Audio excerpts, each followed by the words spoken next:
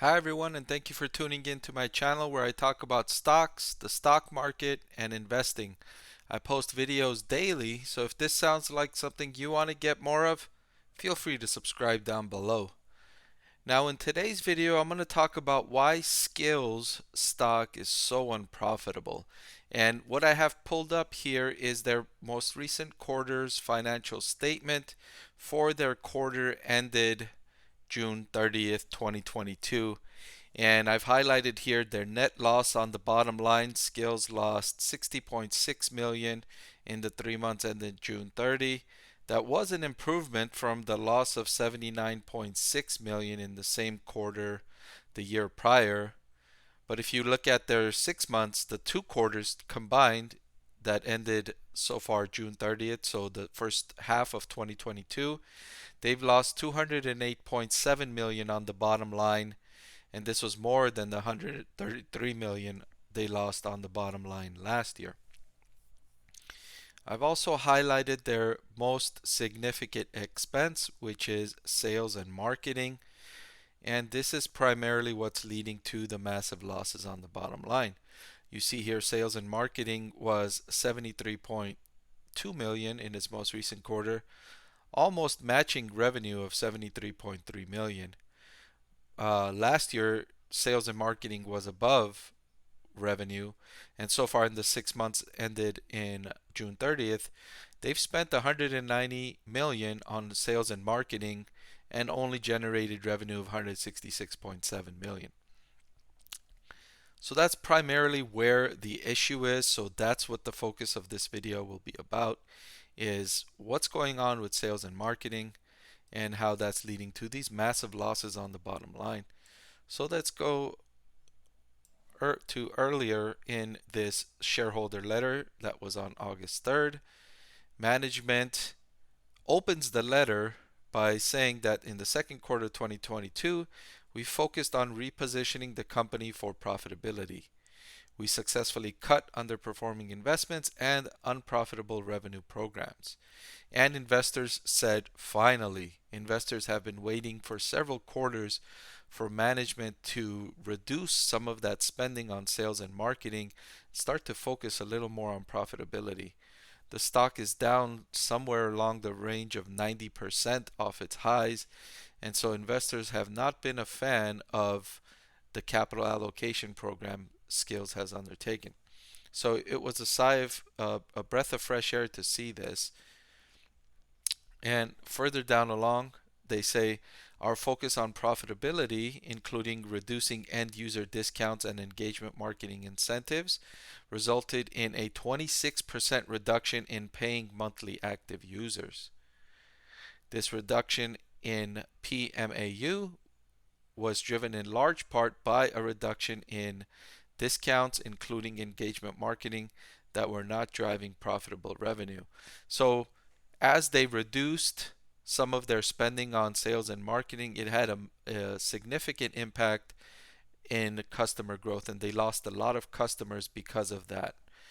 So beyond the reduction in unprofitable revenue programs and revenue after engagement marketing, which is what RAEM stands for, were negatively impacted by lower retention from some of our mature cohort of users.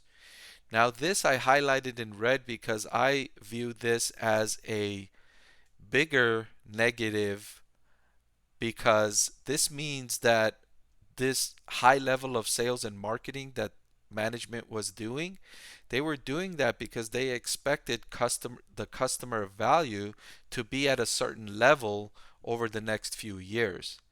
And if they're experiencing lower retention from those users from the previous years, that could mean that their calculation of the customer value was more than it actually is turning out to be. That is a further sign that these investments in sales and marketing were not efficient and were not profitable, and is bad news, and management should really lower this investment in sales and marketing. They went on to highlight that some of the losses in customers were because users were cheating on the platform. They've seen increased instances of users cheating on the platform, including abusing the system for discounts and incentives. Well, you know, that when a company offers such high level of discounts and incentives to generate user growth, there's bound to be some abusing of the discounts and incentives. But even beyond abusing discounts and incentives, many of your customers are only there because of the discounts and incentives. If you give me a free $50 to play on your platform, I'm going to join the platform and use those free $50. I may not play after I use up those $50, but I might use those free $50 because that's free. That's not costing me anything, so I'll use it. And then once that incentive is over, I won't use it anymore.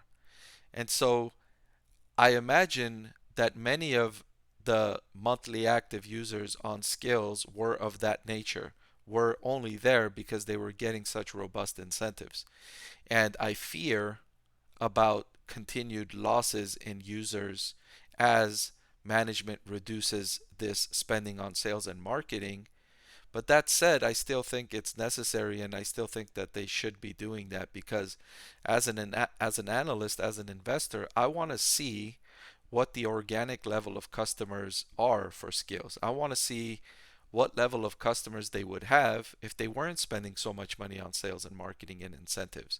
I want to see what the core customer base is, and that way I can form an opinion if I want to invest or not.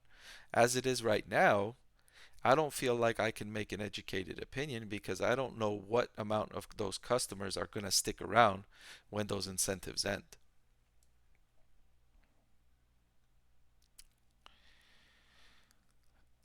Another negative for Skillz profitability is this statement here from management where they said, "We believe that having a physically distributed workforce over the last few years has made it challenging for our teams to collaborate and drive described results.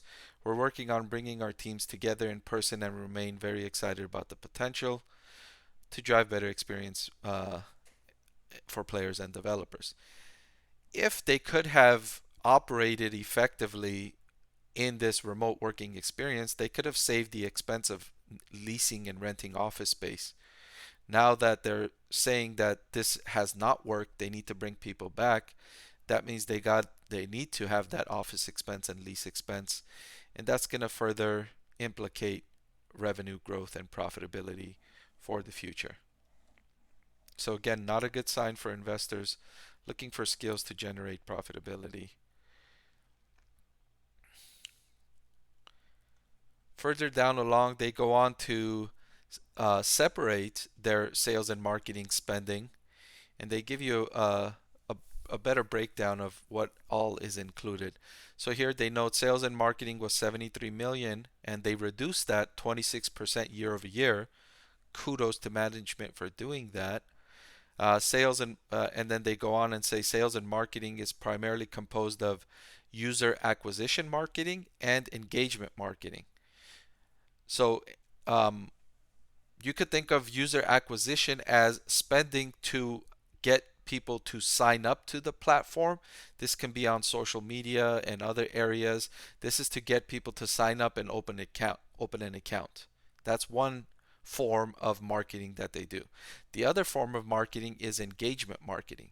That means marketing geared towards people that are already customers of Skillz or already signed up to Skillz, and what they want them to do is to encourage them to spend more, to play longer, and to spend more often.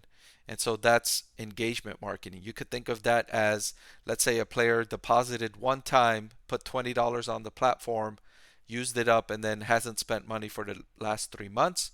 Skillz could send a marketing email saying, if you deposit $20, we'll match your $20 deposit bonus with a $20 match bonus on top of that. So that would be an example of engagement marketing. They say here that in the second quarter, user engagement marketing was 30.7 million, which is down 35% year over year. I'm sorry, this is user acquisition marketing, not engagement. That was down 35% year over year. Okay, so they're cutting that down.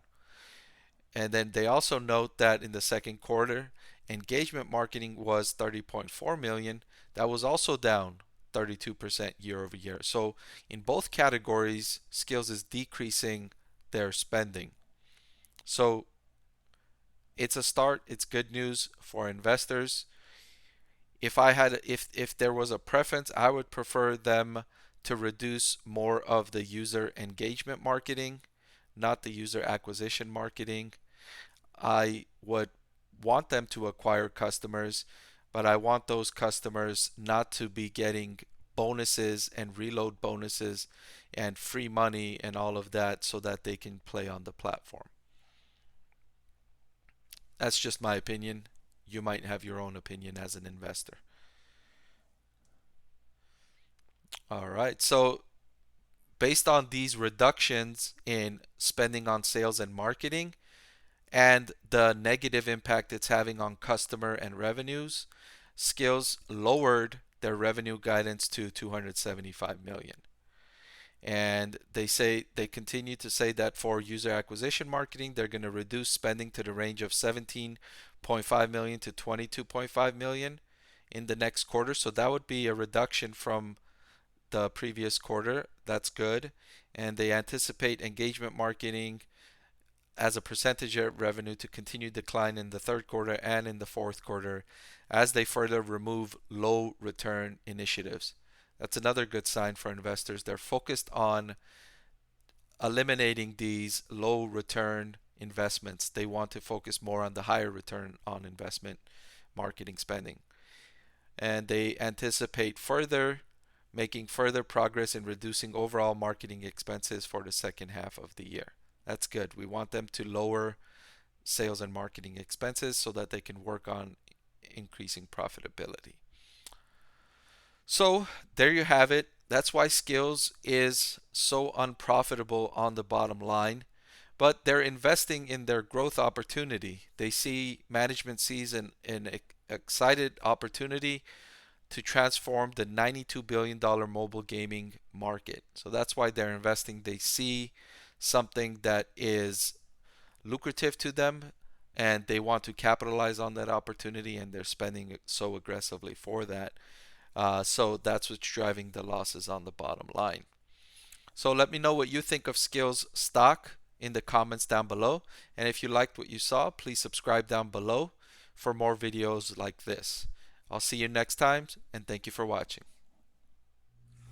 I want to thank the Motley Fool for sponsoring this video.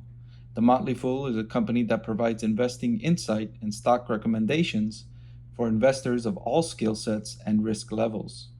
You all know how much I love researching new stocks and trying to find the next best investment.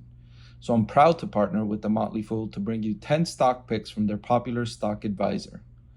Stock Advisor has beat the market by more than 250%.